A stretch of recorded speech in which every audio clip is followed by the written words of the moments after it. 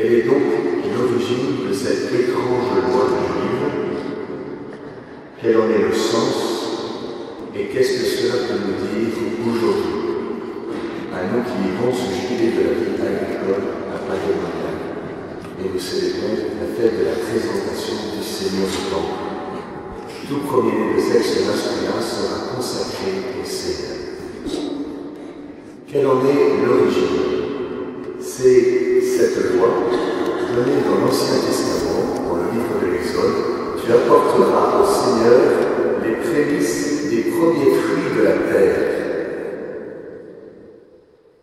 Qu'est-ce que cela veut dire concrètement d'apporter au Seigneur les prémices de la terre? Eh bien, les premiers fruits et les meilleurs fruits de la récolte sont donnés à Dieu. Concrètement, lorsqu'il y a une récolte de froment, d'orge, de grenades, de figues, d'olives, de dattes, de raisins, les 7 fruits d'Israël, vous savez qu'il y a les 7 fruits de la terre promise, que je viens de nommer, froment, orge, dattes, figues, statumienne, grenades, raisins, moi je les pousse, eh bien, ces fruits sont apportés à l'autel et offerts au sacrifice. Une partie est brûlée et l'autre est offerte pour la subsistance des prêtres. Nous avons encore des reliquats de ces pratiques de l'Ancien Testament dans certaines de nos coutumes régionales. Je me souviens, j'avais été dans une abbaye, je ne sais plus si c'est Solène ou le Baron, je ne me souviens plus très bien, bref, et je me souviens qu'un panier, les premières grappes de raisin avaient été apportées et offertes au Seigneur pendant la messe. C'est ce qu'on appelle les prémices. Et ce qui est vrai des fruits de la récolte est également du bétail. Et donc le premier mâle qui sort de la matrice va être offert en sacrifice ou bien racheté. Ce qui est vrai du bétail est vrai aussi de l'être humain. Sauf que là, il n'y a pas d'offrande en sacrifice, il y a toujours un rachat. Parce que dans le peuple d'Israël, il n'y a jamais eu de sacrifice humain. Du moins, quand Israël suivait Seigneur. Parce qu'une des abominations, c'est le sacrifice humain. Il n'y a pas de sacrifice humain. La manière de l'homme de s'offrir à Dieu n'est pas de mourir, mais de se donner à lui. C'est vrai des fruits de la récolte, du bétail, de l'être humain, c'est aussi vrai de l'ensemble de ce qui appartient au Seigneur. C'est ce que l'on appelle la dîme.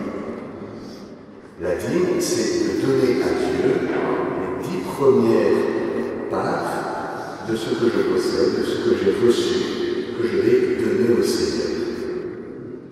Alors quel est le sens de tout cela? Le sens est très matériel, évidemment, puisque l'on donne les premières parts de la récolte, la première part du troupeau, même la première part de notre argent, la meilleure part aussi. On ne donne pas au Seigneur des bêtes qui sont blessées, par exemple, on ne donne pas des fruits qui sont avariés, on donne vraiment la meilleure part. Quel en est le sens? C'est que tout vient de Dieu, tout appartient à Dieu. Et je reconnais que tout vient de Dieu, et que j'ai tout reçu de Dieu, et que c'est Dieu qui a donné la croissance. Alors je vais tout lui redonner, tout lui rendre. Et pour cela, je vais lui en consacrer la première part. Tel est le sens de la dîme et aussi de ses prémices. Vous voyez qu'il y a là un enjeu spirituel majeur, qui est de relier au maître de la fécondité, maître de la vie, tout ce que j'ai reçu. Qu'as-tu que tu n'aies reçu? Et vous qui cultivez, vous qui prenez soin du bétail, vous savez que tout vient de Dieu et que vous n'êtes là que pour être les jardiniers, pour reprendre l'expression biblique, puisqu'il s'agit de prendre soin du jardin de la création, non pas en mettant la main dessus, justement, mais en servant la création. Et pour cela, de se souvenir qu'elle est reçue du Créateur. Et c'est probablement l'athéisme contemporain qui a abouti au désastre écologique. Et ce que fait le catholicisme, c'est de replacer la création sous le regard du Créateur pour responsabiliser l'homme d'une manière humaine, avec une vraie responsabilité, sous le regard de Dieu. De ne pas mettre la main sur la création. Et Dieu sait que parfois, vous pouvez y être comme obligé par des lois qui vous imposent un certain nombre de maltraitances de l'état de la création, alors qu'il s'agit de recette. Qu'est-ce que cela peut éclairer de notre vie aujourd'hui? Le premier, c'est de nous rappeler quel est le sens de la dîme. Comme en France, il y a la Révolution française, où on a aboli les impôts, on est mal à l'aise avec ce mot-là, parce que ça fait un peu impôt. Vous voyez bien que ce n'est pas un impôt, parce que l'impôt est imposé, mais c'est un geste volontaire. Alors en France, on appelle ça le donner du culte. On a remplacé un mot compliqué par deux mots compliqués. Mais en fait, son origine, c'est la vie, vécu dans le Nouveau Testament, Jésus ne dit pas combien, 10% dans l'Ancien Testament, mais comment. Et à l'école de la pauvre veuve, nous voyons que l'attitude du cœur qui préside au don est plus importante que la valeur du don. Souvent dans la pastorale en France, quand on parle du culte ou de la dîme, et je vais faire autour de la dîme, parce que nous sommes dans l'enseignement biblique est important, lorsque l'on parle de la dîme, on parle surtout du lien au diocèse, de l'appartenance ecclésiale qui est signifiée. C'est bon et c'est vrai. Cela fait partie des 4 sens de la dîme. D'autres peuvent souligner la dimension missionnaire. Grâce à ce que vous donnez, voilà ce que nous pouvons faire pour annoncer l'Évangile. Et c'est bon, et c'est bien, et c'est vrai. Cela fait partie des 4 sens. Il y a aussi cette attention, souvent il y a une espèce de division, le secours catholique qui va rappeler le sens solidaire de la dîme.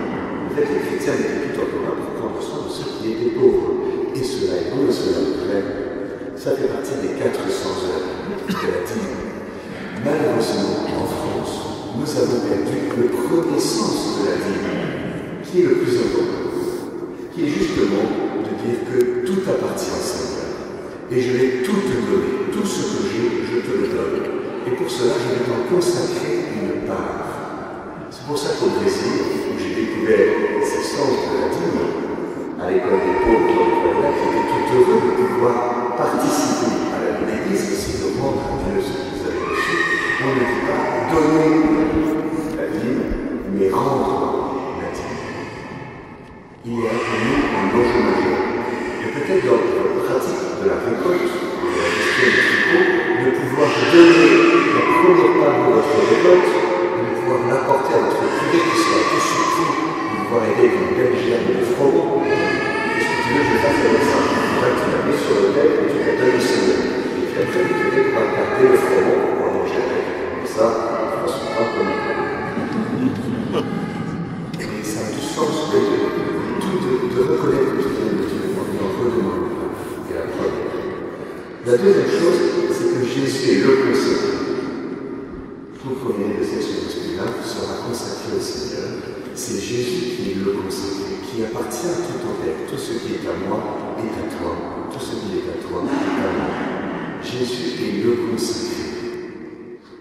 Père, pour eux, je me consacre dans la vérité, afin qu'eux aussi soient consacrés dans la vérité. Et nous entrons dans la consécration que Jésus a fait de lui-même, par le baptême. La vie consacrée est une manière particulière de vivre cette consécration du baptême. Dans le célibat consacré, le Seigneur appelle quelques personnes à le suivre en lui consacrant toute leur personne, toute leur vie, leur corps, leur sexualité, leur vie sociale à travers cela, qui va être consacrée au Seigneur. Et si le Seigneur en appelle quelques-uns, c'est pour rappeler que nous sommes tous consacrés. Et que nous avons tous à lui la chasteté, la pauvreté et l'obéissance selon les modalités qui correspondent à notre état de vie. Pour le religieux qui renonce à la possession de tout bien, la pauvreté va être vécue sur cette modalité. Pour vous qui êtes laïcs dans le monde, il vous faut bien posséder.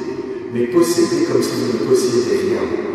C'est-à-dire en nous rappelant que tout vient de Dieu et qu'il s'agit pour nous de ne pas être possédés par ceux que nous possédons, mais que tout est moyen pour rendre gloire à Dieu. Notre vie chrétienne est une vie consacrée.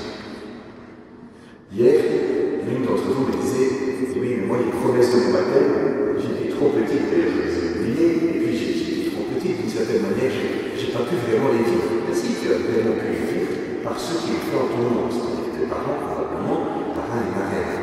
Mais il s'agit dans notre vie chrétienne de reprendre à notre propre compte cette promesse, cette consécration que nous avons faite de nous-mêmes au Seigneur. Ce n'est pas vraiment nous qui avons fait une consécration de nous-mêmes, c'est le Seigneur qui nous a consacrés, c'est le Seigneur qui nous a comme saisis de l'intérieur, mais qui requiert de notre part un acquiescement, une liberté que nous n'avions pas peut-être les moyens d'exercer au moment où nous avons été baptisés, mais justement la vie chrétienne consiste à entrer dans cette consécration qui a été faite de nous-mêmes. Et nous proposons pour cela soit le plus beau des moyens, qui est la Vierge Marie, soit directement la plus belle des femmes, qui est Jésus-Christ lui-même. Soit nous nous consacrons à Marie comme une parfaite révélation de notre baptême, et ceux qui ont lu le vrai traité de la dévotion à la Vierge Marie connaissent bien que la consécration à Marie est une révélation de notre promesse de baptême, soit directement à Jésus-Christ, c'est la consécration en Saint-Cœur. Et dans cette démarche jubilaire que vous avez vécue ici à la à chacun des apparitions, vous avez pu dire cette parole, cette prière du jubilé, vous consacrer, peut-être aussi sans en avoir complètement conscience, vous sentez qu'il va falloir peut-être y revenir et l'approfondir. Et bien de pouvoir justement se préparer à la consécration, pourquoi pas en vue du 27 juin 2027, qui est la conclusion du jubilé des 350 ans, fête du Sacré-Cœur en 2025, le 27 juin, donc, de pouvoir vous consacrer personnellement, mais aussi de consacrer vos familles. Il y a une promesse qui a été faite par le Seigneur de l'unité de la famille, de réconciliation, de fidélité dans les familles. Vous pouvez aussi consacrer votre entreprise ou votre ferme, votre activité agricole. Dans le Seigneur, voilà, je vais te consacrer non seulement ma personne, non seulement ma famille, mais aussi je vais te consacrer ma ferme. Voilà. Et peut-être mettre l'image du Sacré-Cœur, introniser l'image du Sacré-Cœur dans la ferme, comme une manière de dire, cette ferme est à toi. Et quand j'y viens, eh bien j'y viens pour te servir parce que je suis chez toi, Seigneur. C'est une manière de tout remettre sous le regard de Dieu. Et pourquoi pas, soyons fous, vous pouvez en ramener à votre paroisse en disant, mon Père, pourquoi est-ce qu'on ne consacrerait pas la paroisse au Sacré-Cœur? Et si vous dites que ça a déjà été fait, vous pouvez répondre qu'il est toujours possible de le renouveler. Vous allez me dire, très bien, mais concrètement, quand je parle tout à l'heure de Paris mondial, comment est-ce que vous l'avez fait? C'est le mot un peu délicat de l'honorer, parce que certains parmi vous vont croire que je fais de nouveau de la pub.